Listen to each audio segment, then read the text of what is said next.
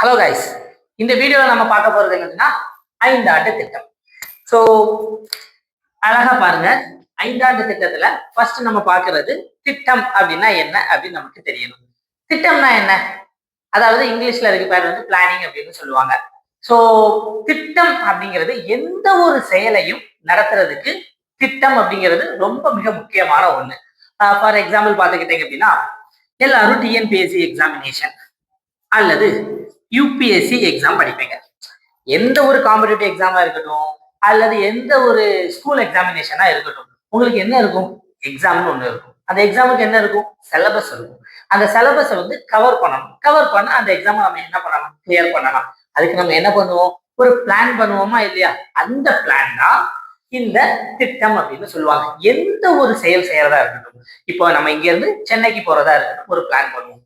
எப்போ கிளம்பணும், எத்தனை மணிக்கு கிளம்பணும், எதுல கிளம்பணும், யாரு கூட கிளம்பணும், இப்படி என்ன பண்ணுவோம்? ஒரு பிளான் பண்ணுவோமா இல்லையா? அடுத்து சென்னையில போய் அதை என்ன சென்னையில நம்ம என்னென்ன விஷயங்கள் பண்ணணும் அப்படிங்கிறத பிளான் பண்ணுவோமா இல்லையா?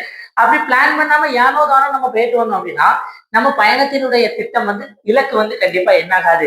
நிறைவேறாது.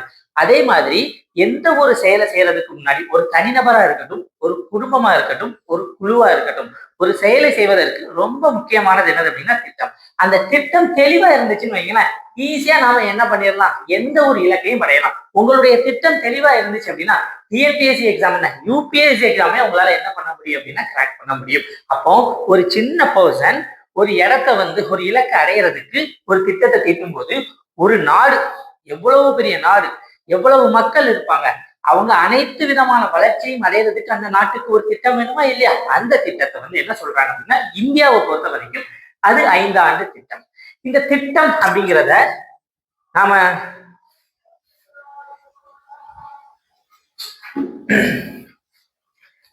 எங்க இருந்து எடுத்துக்கிட்டோம், எந்தெந்த நாடுகள் இந்த திட்டத்தை பயன்படுத்தி சக்சஸ் ஆனாங்க அப்படிங்கிறது ஒன் பை ஒன்னா பார்க்கலாம்.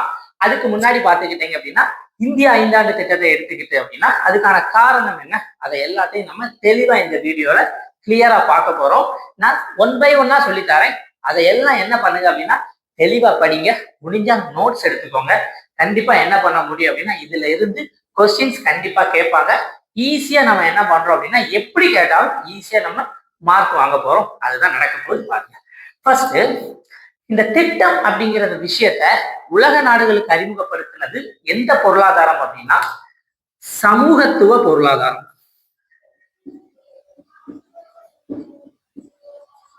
சமூகத்துவம் சார்ந்த பொருளாதாரம், அதாவது சோசியலிஸ்ட் எக்கானமி அப்படின்னு சொல்லுவாங்க. ஆல்ரெடி நான் உங்களுக்கு சொல்லி தந்திருப்பேன். 2 விதமான பொருளாதாரம் இருக்கு. ஒரு பொருளாதாரம் என்ன? முதலாளித்துவ பொருளாதாரம். இன்னொரு பொருளாதாரம் என்ன? சோசியலிஸ்ட், அதாவது சமூகத்துவ பொருளாதாரம். இந்த ரெண்டுக்குள்ள வித்தியாசம் என்ன? அந்த பேர்லயே பாருங்களேன் இருக்கும், முதலாளித்துவ பொருளாதாரம். அப்போ முதலாளிகளை சார்ந்து இருக்கும். முதலாளிகளை சாரலைன்னா அதுதான் என்னது? சமூகத்துவ பொருளாதாரம். இது ஈஸியா தெரிஞ்சுட்டா. அப்போ முதலாளிகளை சாராத போது அது முதலாளிகள் சாரா பொருளாதாரம்னு சொல்றதுக்கு மேல என்ன பண்ணியிருக்காங்க அப்படின்னா சமூகத்துவ பொருளாதாரம். அப்போ முதலாளிகளை சார்ந்த முதலாளித்துவ பொருளாதாரம். முதலாளிகளை சாரல் அப்படின்னா ஏதோ ஒரு அமைப்பு அவங்க சார்ந்து இருக்காங்களா இல்லையா? யாரை சார்ந்து இருக்காங்க அப்படின்னா அரசாங்கத்தை சார்ந்து இருக்காங்க. அந்த பொருளாதாரத்தை என்ன சொல்லுவாங்க அப்படின்னா சமூகத்துவ பொருளாதாரம்னு சொல்லுவாங்க. அடுத்து முதலாளித்துவ பொருளாதாரம் பார்த்துக்கிட்டீங்க அப்படின்னா அங்கேயும் அரசினுடைய தலையீடு இருக்கும். ஆனா எப்படி இருக்கும் அப்படின்னா மினிமமா இருக்கும். அதே நேரத்துல சமூகத்துவ பொருளாதாரத்தை எடுத்துக்கிட்டீங்க அப்படின்னா அங்க எப்படி அரசினுடைய தலையீடு இருக்கும் அப்படின்னா அதிகமா இருக்கும். அதனாலதான் முதலாளித்துவம் சாராத பொருளாதாரத்தை சமூகத்துவ பொருளாதாரம்னு சொல்லுவாங்க. அங்க அரசினுடைய தலையீடு எப்படி இருக்கும் அப்படின்னா அதிகமா இருக்கும். இப்ப இந்தியாவை பொறுத்த வரைக்கும் பார்த்துக்கிட்டீங்க அப்படின்னா முதலாளித்துவ பொருளாதாரமா இல்ல சமூகத்துவ பொருளாதாரம் அப்படின்னு பார்த்தோம் அப்படின்னா இந்தியா வந்து 2 பொருளாதாரத்தை இணைக்கப்பட்ட ஒரு புதிய பொருளாதாரமான கலப்பு பொருளாதார அமைப்பு அப்படிங்கிறது நமக்கு தெரியும். சோ அந்த கலப்பு பொருளாதார அமைப்புல ஏன் திட்டத்தை கொண்டு வந்தாங்க அப்படிங்கிற போது நான் முதலையே சொன்னேன், திட்டமிடல் மூலமாக பொருளாதார வளர்ச்சியை அடைந்த ஒரு நாடு அப்படின்னா அது எந்த நாடு அப்படின்னா ரஷ்யா அப்படின்னு சொல்லுவாங்க.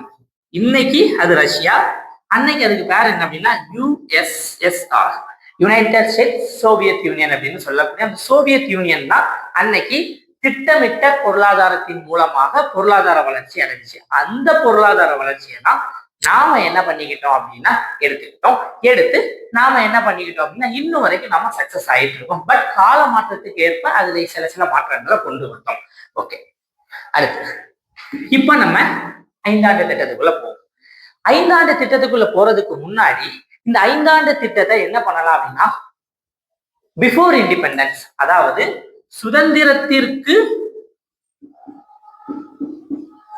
சுதந்திரம் அப்படின்னு எடுத்துக்கிட்டீங்க அப்படின்னா இந்தியாவுக்கு சுதந்திரம் எப்ப கிடைச்சிச்சு? ஆகஸ்ட் 15, 1947. ஆமாவா இல்லையா?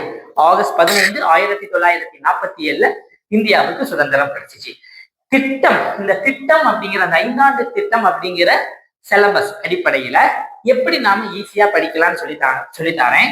இதை 2ஆ பிரிக்கலாம். 2 கூறுகளாக பிரிச்சீங்க அப்படின்னா சுதந்திரத்திற்கு முன் இந்தியாவுல சில பொருளாதார திட்டங்கள் போடப்பட்டுச்சு. சுதந்திரத்திற்கு பின் பல 5 ஆண்டு திட்டங்கள் கொண்டு வரப்பட்டுச்சு. அப்போ இதுல இருந்து என்ன தெரியுது? சுதந்திரத்திற்கு பின்பு 5 ஆண்டு திட்டங்களும் சுதந்திரத்திற்கு முன்பு பொருளாதாரம் சார்ந்த சில திட்டங்களும் இருந்துச்சு. நம்ம டாபிக் 5 ஆண்டு திட்டம் தான், ஆனா நம்ம 2மே படிக்கணும். 2ல இருந்து நமக்கு பல கேள்விகள் போட்டித் தேர்வுகள்ல கேட்கப்பட்டிருக்கு.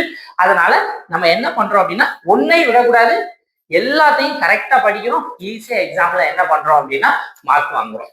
ஃபர்ஸ்ட் என்ன இருக்கு அப்படின்னு பாருங்க. நான் சொன்ன மாதிரி ஆகஸ்ட் 15, 1947 2 காலமா நீங்க பிரிச்சுக்கிட்டீங்க அப்படின்னா அதற்கு முன் அதற்கு பின் அப்படின்னு எடுத்தீங்கன்னா அதற்கு முன்னாடி என்னென்ன திட்டங்கள் போடப்பட்டுச்சு அப்படிங்கிறத வரிசையா சொல்லித்தரேன். அதற்கு பின்னாடி எத்தனை 5 ஆண்டு திட்டங்களை இந்தியாவுல வகுத்திருந்தாங்க அப்படிங்கிறதை நம்ம பார்க்கலாம். ஃபர்ஸ்ட் இது என்ன அப்படின்னா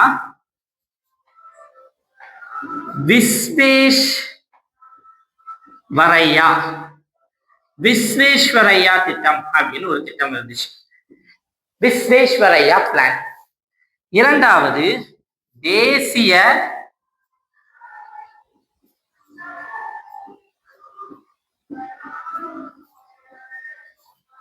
திட்டக்குழு. 3வது பம்பாய் திட்டம். 4வது காந்திய திட்டம்.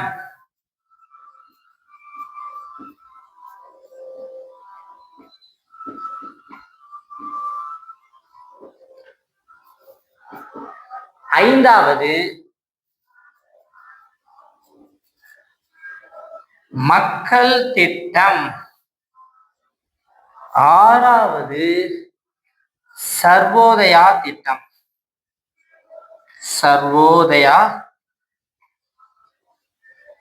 திட்டம்.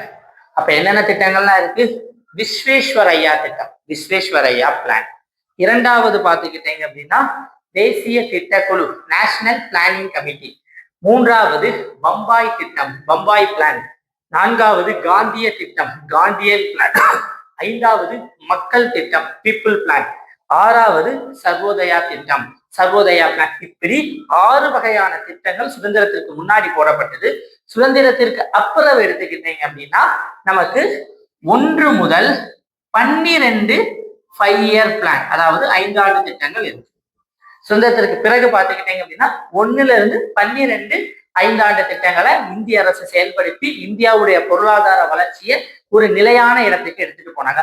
12வது 5 ஆண்டு திட்டத்திற்கு பிறகு புதிய அமைப்பு உருவாக்கப்பட்டு இந்தியாவுடைய பொருளாதாரம் வேறு வழியில கொண்டு போனாங்க. அது 5 ஆண்டு திட்டங்கள் படிச்சுக்கிட்டு நம்ம பார்க்கலாம். சரியா? அப்போ நம்ம 2 வகையா பிரிச்சுக்கிட்டோம் அப்படின்னா அதுல என்னது? முதல்ல அதாவது இதை நீங்க ஆகஸ்ட் 15, 1947 அப்படிங்கிறத விடவும் ஜான்வரி 26, 1950, அதாவது இந்தியாவுடைய அரசியலமைப்பு நடைமுறைக்கு வந்ததுக்கு அப்புறவு இந்தியாவுடைய பொருளாதார திட்டத்தை கூறுபடுத்தி பார்த்துக்கிட்டோம் அப்படின்னா முன் பின் பார்க்கலாம். முதல்ல விஸ்வேஸ்வரையா திட்டம், விஸ்வேஸ்வரையா பிளான், தேசிய திட்டக்குழு, நேஷனல் பிளானிங் கமிட்டி. அடுத்து பம்பாய் திட்டம், பம்பாய் பிளான். அடுத்து காந்திய திட்டம், காந்திய பிளான். அடுத்து மக்கள் திட்டம், பீப்புள் பிளான். அதுக்கப்புறம் சர்வோதயா திட்டம், சர்வோதயா பிளான். இப்ப அதே மாதிரி இதுல நம்ம என்ன பண்ணலாம் அப்படின்னா ஒரு 1 மார்க் கொஸ்டின்ஸ், அதாவது 1 மார்க் கொஸ்டின் இல்ல, ஒரு பொறுத்துக கேட்டாங்க அப்படின்னா இந்த மேப்பை வச்சு அந்த மேப்ல நம்ம என்ன பண்ணலாம் அப்படின்னா இந்த 6 திட்டங்களும் எந்தெந்த ஆண்டுகள் வந்தது அப்படிங்கறத நம்ம என்ன பண்ணலாம் அப்படின்னா பார்க்கலாம். அதுக்கப்புறம் நம்ம ஒவ்வொரு திட்டம் எடுக்கப்படும் போதும் எந்த ஆண்டு யாரு கொண்டு வந்து அதுக்குள்ள என்ன கருப்பொருள்கள் இருக்கு அப்படிங்கறத நான் தெளிவா சொல்லுவேன். பட் இதுலயும் பாத்துக்கோங்க, விஸ்வேஸ்வரையா திட்டம் 1934 கொண்டு வந்தாங்க. தேசிய திட்டக்குழு 1938 கொண்டு வந்தாங்க. பாம்பே திட்டமானது 1944 போடப்பட்டது. காந்திய திட்டம் 1944 போடப்பட்டது. மக்கள் திட்டம் 1945, சர்வோதயா திட்டம் 1950.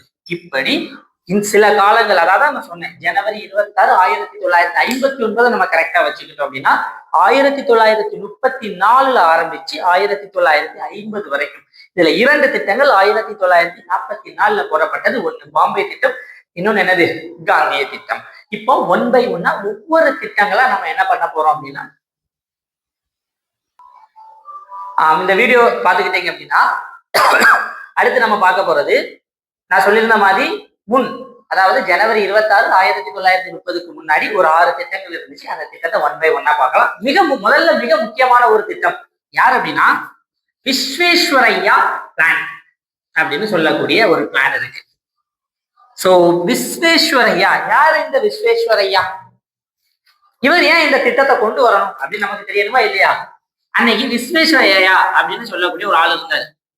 விஸ்வேஸ்வரையா அப்படின்னு சொல்லக்கூடிய ஒரு ஆள் இருந்தாரு. இவர் இந்த தொழில், அதாவது பெரிய பெரிய நிறுவனங்கள், இண்டஸ்ட்ரீஸ் சொல்லுவாங்களா இல்லையா, அதுல ரொம்ப நிபுணத்துவம் உடையவர். அப்ப அவர் என்ன பண்றாரு அப்படின்னா ஒரு புக் எழுதுறாரு. அந்த புக்கினுடைய பேர் என்ன அப்படின்னா, ஃபர்ஸ்ட் பாயிண்ட், அவர் எழுதின புக் இந்தியாவின் திட்டமிட்ட பொருளாதாரம். இந்தியாவின்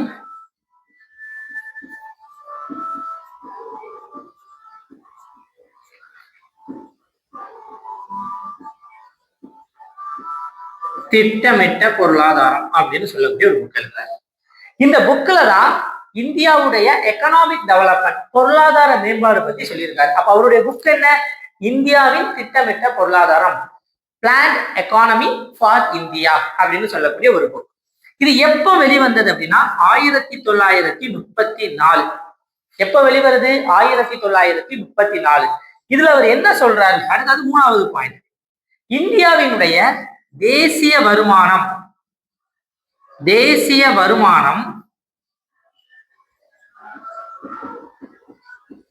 10 மடங்கு அதிகரிக்கணும் அப்படின்னு சொல்றாரு.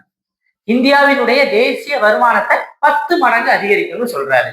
அதுக்கு அவரு ஒரு அறிவுரையையும் இந்திய அரசுக்கு சொல்றாரு. என்ன சொல்றாரு அப்படின்னா, வேளாண்மை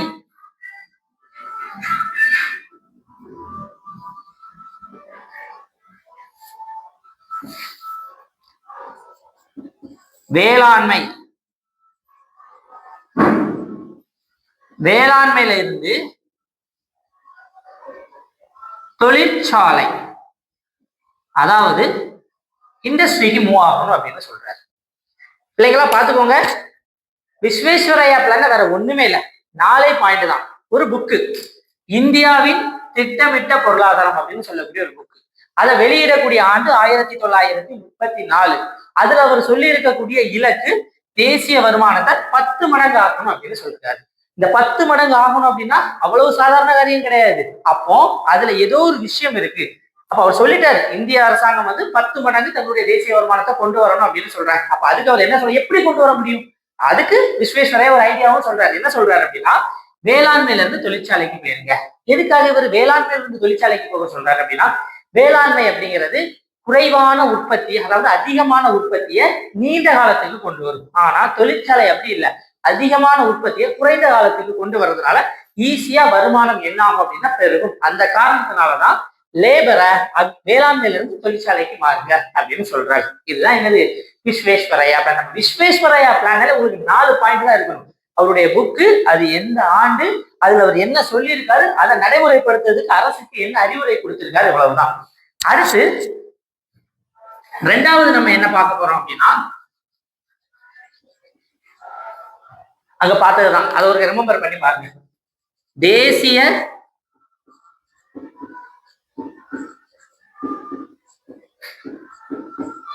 திட்டக்குழு, நேஷனல் பிளானிங் கமிட்டி. அதே மாதிரி பாயிண்ட் பை பாயிண்டா படிச்சா ரொம்ப ஈஸியா இருக்கும். ஃபர்ஸ்ட் பாயிண்ட் என்ன? தேசிய திட்டக்குழு. ஒரு திட்டக்குழு தானே, அது எப்ப அமைக்கப்பட்டிருக்கும்? 1938. ரெண்டாவது, அதை யாரு அமைச்சிருப்பாங்க?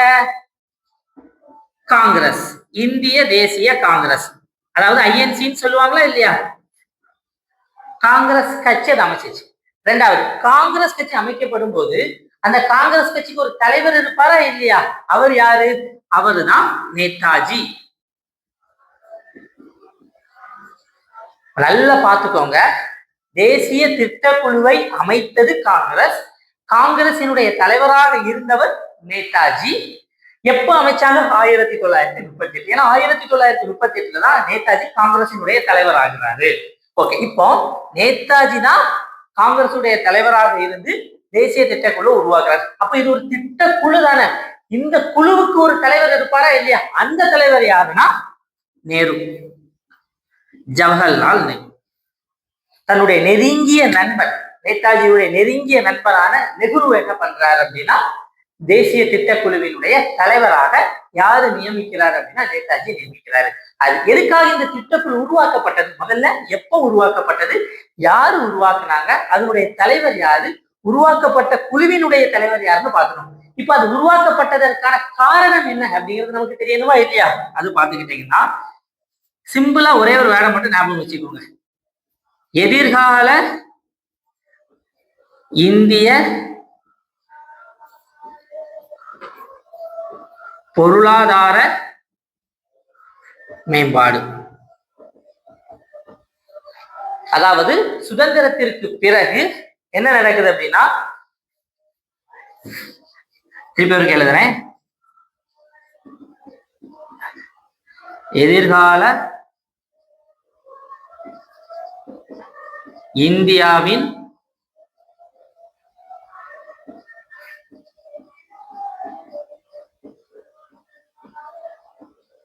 பொருளாதார மேம்பாடு. சிம்பிளா சொல்லித்தரேன் பாருங்க, அது என்ன? எதிர்கால இந்தியாவின் பொருளாதார மேம்பாடு அப்படின்னா, இந்தியா சுதந்திரம் அடைஞ்சதற்கு பிறகு இந்தியாவினுடைய பொருளாதார வளர்ச்சிக்கு என்ன பண்ணணும் அப்படின்னா ஒரு வரைபடத்தை உருவாக்குதல் வேண்டும். அதுக்கு 1938 இந்திய தேசிய காங்கிரஸ் என்ன பண்ணிருக்காங்க அப்படின்னா ஒரு அச்சாணிய தேசிய திட்டக்குழுவை உருவாக்கியிருக்காங்க. ஆனா துரதிருஷ்டவசமா என்ன நடந்துச்சு அப்படின்னா, 2வது உலக போர்ல இந்தியா பார்ட்டிசிபேட் பண்ணிச்சு. அதாவது இந்தியாவில் இருந்த பிரிட்டிஷ் அரசாங்கம் இந்திய அரசை கேட்கவே இல்லை. கேட்காம என்ன பண்ணிட்டாங்க அப்படின்னா பார்ட்டிசிபேட் பண்ண வச்சுட்டாங்க. இதனால இந்திய தலைவர் ரொம்ப கோபமாயிட்டாங்க. கோபமாயி என்ன பண்ணாங்க அப்படின்னா 1935 இந்திய அரசு சட்டத்தின் படி பல மாகாணங்கள்ல இந்திய தேசிய காங்கிரஸ் வந்து ஆட்சியை பிடிச்சிருந்து. சோ எல்லாரும் கோபப்பட்டதுனால என்ன பண்ணிட்டாங்கன்னா, மகாத்மா காந்தி இருக்காரா இல்லையா, அவரு எல்லா தலைவர்களுக்கும் என்ன பண்ணாருன்னா வேண்டுகோள் விடுத்தாரு. சோ நீங்க என்ன பண்ணுங்க அப்படின்னா அரசாங்கத்தை உடனே ராஜினாமா பண்ணுங்க அப்படின்னு சொன்ன உடனே இந்திய தேசிய காங்கிரஸ் அனைத்து மாகாணங்கள்ல இருந்தும் என்ன பண்ணிட்டாங்க அப்படின்னா ராஜினாமா பண்ணதுனால இந்த திட்டம் செயல்படுத்த முடியவில்லை. ஆனா இந்த நெஹ்ரு தான் யாரு, 1950க்கு பிறகு இந்தியாவுடைய பிரதமர். இந்த திட்டத்தை அதுக்கப்புறம் அவர் செயல்படுத்துறாரு. தேசிய திட்டக்குழுக்கு அடுத்து நம்ம பார்க்க போற மிக முக்கியமான ஒரு திட்டம் என்ன தெரியுமா? பாருங்க, அதுதான் பாம்பே பிளான், பம்பாய் திட்டம்.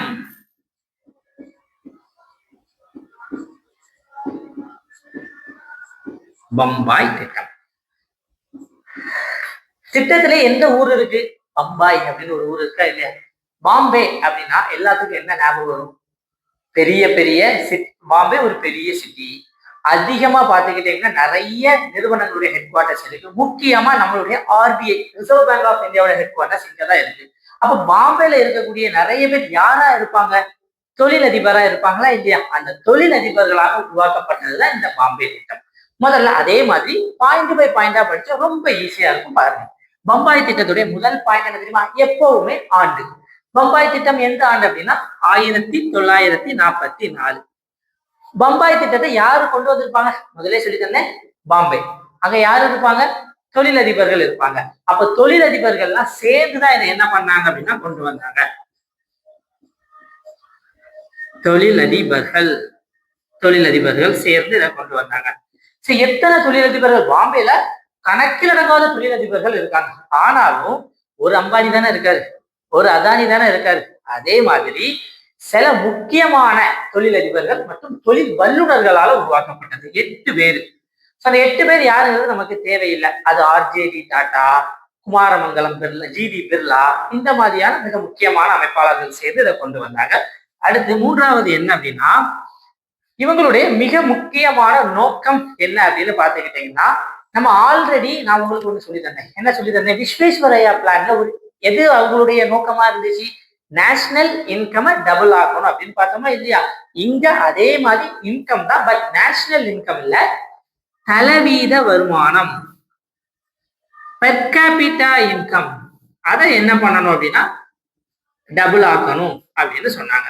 ஸோ பெர் கேபிட்டா இன்கம் வந்து நீங்க என்ன பண்றீங்க அப்படின்னா டபுள் ஆக்குங்க அப்படின்னு சொன்னாங்க. ஸோ விஸ்வேஸ்வரய்யா என்ன சொல்றாரு? 10 வருடங்கள்ல தேசிய வருமானத்தை வந்து டபுள் ஆக்குன்னு சொல்றாங்க. இவங்க என்ன சொல்றாங்க அப்படின்னா 15 வருடங்கள், 15 வருடங்கள்ல என்ன பண்ணுங்க அப்படின்னா தலவீத வருமானத்தை இரட்டிப்பாக்குங்க அப்படின்னு சொல்றாரு. இது மூலமா இவர் என்ன பண்றாரு அப்படின்னா சில பொருளாதார முக்கியத்துவத்தை பத்தி சொல்றாரு. அது என்னங்கிறத நான் உங்களுக்கு சொல்லித்தரேன். அப்ப இதுல 3 மிக முக்கியமான பாயிண்ட். அதை கொஞ்சம் விரிவா பார்த்தோம் அப்படின்னா இன்னும் கொஞ்சம் என்ன ஆகும் அப்படின்னா நமக்கு சில பாயிண்ட்ஸ் கிடைக்கும். அது என்னங்கிறத பார்க்கலாம். முதல் 3 முக்கியமான பாயிண்ட் என்னலாம்? அது உருவாக்கப்பட்ட ஆண்டு 1944. இரண்டாவது, அதை யார் உருவாக்குனாங்க? தொழிலதிபர்கள். எத்தனை பேர்? 8 பேர். அவங்க அது உருவாக்குன நோக்கம் என்ன? தலவீத வருமானத்தை 15 வருடத்துல என்ன பண்ணணும் அப்படின்னா இரட்டிப்பாக்கணும். சரி, ஒருவேளை உங்களுக்கு டவுட் வரலாம், தலவீத வருமானம்னா என்ன?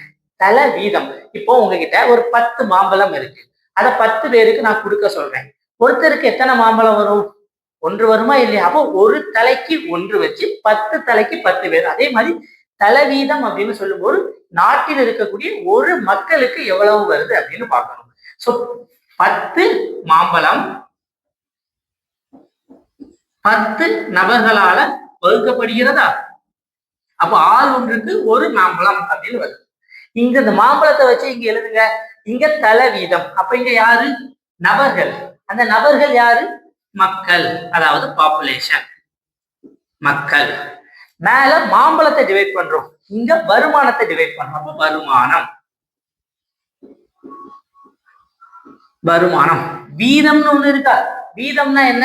சதவீதம். அப்போ இன்டு 100. இத முழுமையா பார்க்கும்போது நாட்டினுடைய தலைவீத வருமானம் தானே. அப்போ எனது தேசிய வருமானம் மொத்த மக்கள் தொகை. தேசிய வருமானத்தை மொத்த மக்கள் தொகையால் வகுத்து 100ஆல் பெருக்கப்படும் போது தலைவீத வருமானம் கிடைக்கும். இதைதான் 15 வருடத்துல இரட்டிப்பாக்கணும் அப்படின்னு சொல்றாரு. சோ இதுக்கு உள்ள போனீங்க அப்படின்னா சில முக்கியமான விஷயத்த அவங்க சொல்றாங்க. அது என்னங்கிறத சொல்லிட்டாங்க பாருங்க. ஃபர்ஸ்ட் என்ன சொல்றாருன்னா சமத்துவமின்மையை குறைத்தல். சமத்துவமின்மை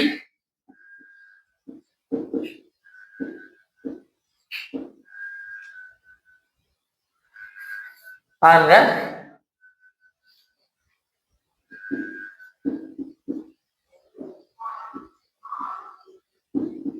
சமத்துவமின்மையை குறைத்தல்.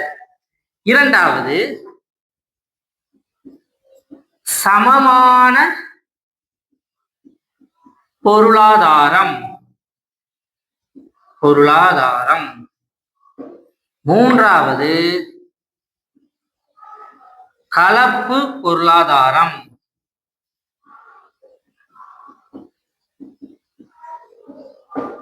நான்கு, ஸ்டாண்டர்ட் ஆஃப் லிவிங், தரமான வாழ்வு.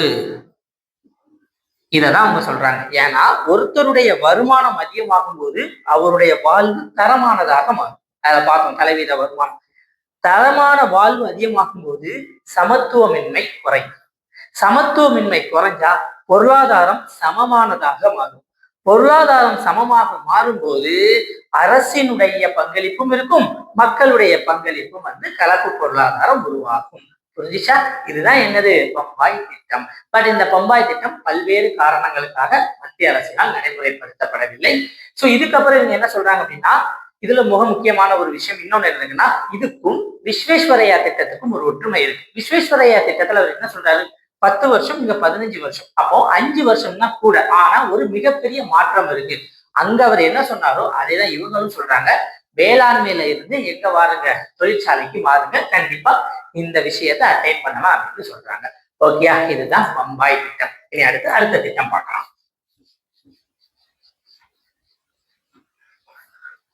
அடுத்த திட்டம் என்ன தெரியுமா?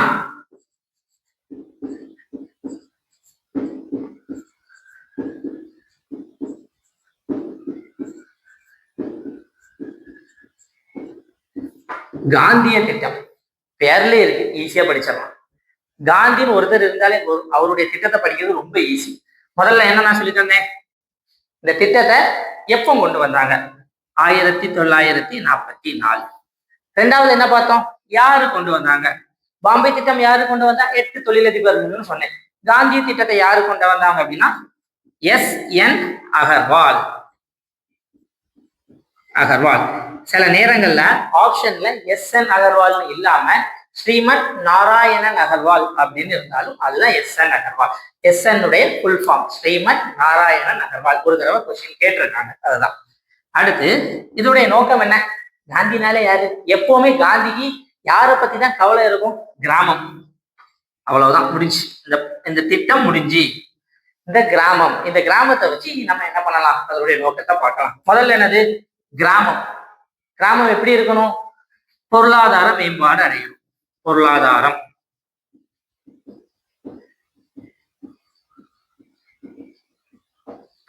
மேம்பாடு. கிராம பொருளாதார மேம்பாடு அடையணும் அப்படின்னா கிராமத்துல தொழில் வளரணும். என்ன தொழில் வளரணும்?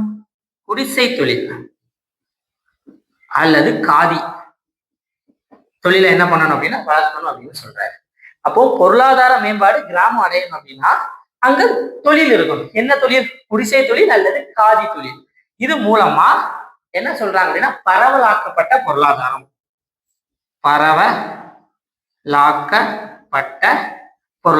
அப்படின்னு சொல்லப்படுது. அது என்ன பரவலாக்கப்பட்ட பொருளாதாரம்?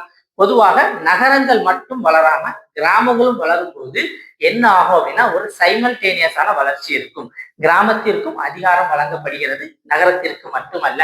அப்போ நகரமும் கிராமமும் என்ன ஆகும் அப்படின்னா ஒரே காலகட்டத்துல ஒரே நேரத்துல வளரும். இதுதான் பரவலாக்கப்பட்ட பொருளாதாரம். சரியா?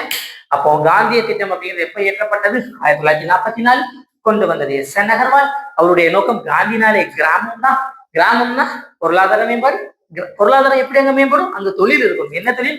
கிராமத்துல பெரிய பெரிய இண்டஸ்ட்ரி எல்லாம் கொண்டு வர முடியாது. ஏன்னா அங்க என்னது, சில விஷயங்கள் அங்க இருக்கு, சில சமூக காரணிகள்னால கொண்டு வர முடியாது. அங்க இருக்கக்கூடிய தொழிலேயே பொருளாதார மேம்பாடை கொண்டு வர சொல்றாரு. அடுத்து பரவலாக்கப்பட்ட பொருளாதாரம் வந்துடும். இன்னொரு மிக முக்கியமான ஒரு விஷயம் என்னன்னா, காந்தி எப்பவுமே பாத்துக்கிட்டீங்க அப்படின்னா கிராமங்கள் சுயசார்பு அடையணும் அப்படின்னா அவங்களுடைய தொழில தான் மேம்பாடு அடையணும் அப்படின்னு சொல்லியிருக்காரே தவிர பெரிய இயந்திரமயமாதல் இருக்கணும்னு அவர் சொல்லலாம். அதுவும் மிக முக்கியமான ஒரு காரணமா இருக்கு. காந்தி திட்டத்துக்கு அப்புறம் நம்ம பார்க்க போற மிக முக்கியமான ஒரு திட்டம் என்ன அப்படின்னா மக்கள் திட்டம். பேர்ல இருக்கு பாத்தீங்களா, மக்கள் திட்டம்.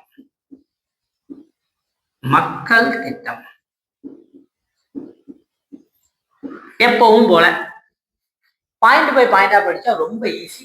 மெயின் எக்ஸாமினேஷன் எழுதுறவங்களுக்கும் ரொம்ப யூஸ்ஃபுல்லா இருக்கும். அதனால நான் பாயிண்ட் பை பாயிண்டா எடுங்க பாருங்க. ஃபர்ஸ்ட் என்னது? எப்பவும் போல ஆண்டு 1945.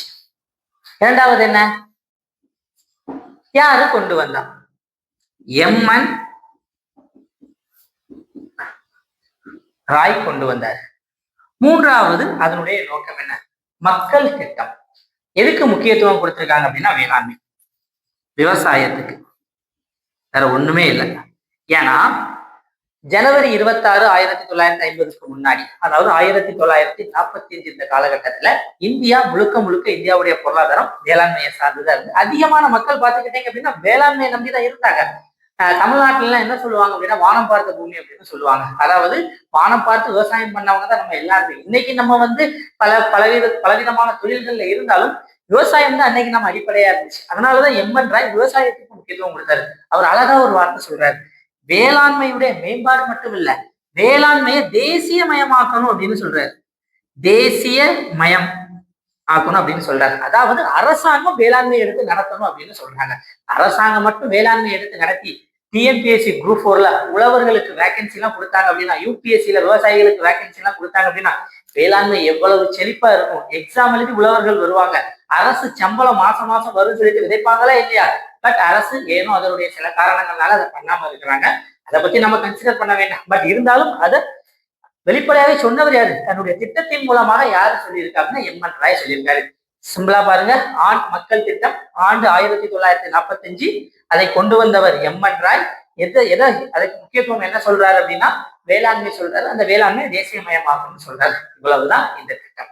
அடுத்த திட்டம் என்ன அப்படின்னா கடைசி திட்டமான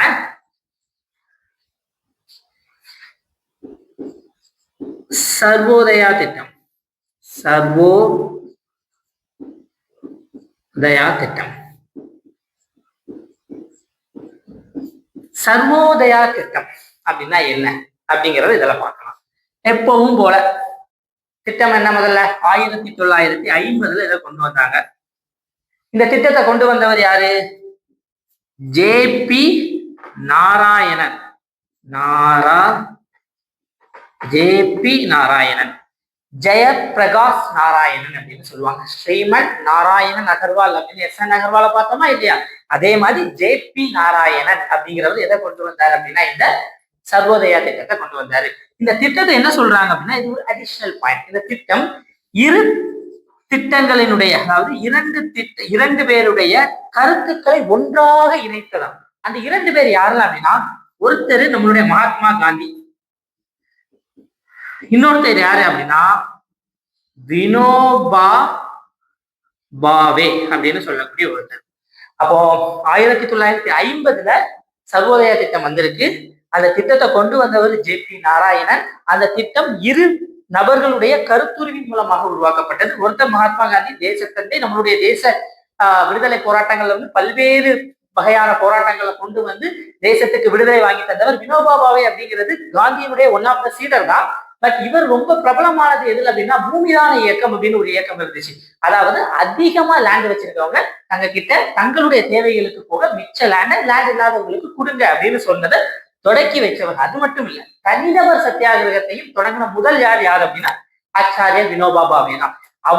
அவங்க ரெண்டு பேருடைய கருப்பொருளை, அதாவது ஐடியாலஜியை ஒன்றுபடுத்தி ஜே.பி. நாராயணன் சர்வோதயா திட்டத்தை கொண்டு வந்திருக்காரு.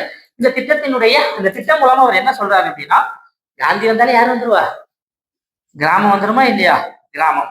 இந்த கிராமத்துல சிறு தொழில், குறு தொழில் இதெல்லாம் என்ன பண்ணணும் அப்படின்னா டெவலப் பண்ணணும்னு சொல்றாரு. மிக முக்கியமா பருத்தி, அதாவது அந்த காலகட்டத்திலே பாத்துக்கிட்டீங்க அப்படின்னா நம்ம பொருளாதாரம் எடுக்கும் போதே சொல்லி தந்துருமே, இந்தியா ஆங்கிலேயர்கள் வர்றதுக்கு முன்னாடியே முகல் காலத்துல எல்லாம் வந்து இந்தியா எப்படி இருந்துச்சு அப்படின்னா டெக்ஸ்டைல், அதாவது துணியை வந்து எக்ஸ்போர்ட் பண்றதுல ரம்பரும் இடத்துல இருந்துச்சு.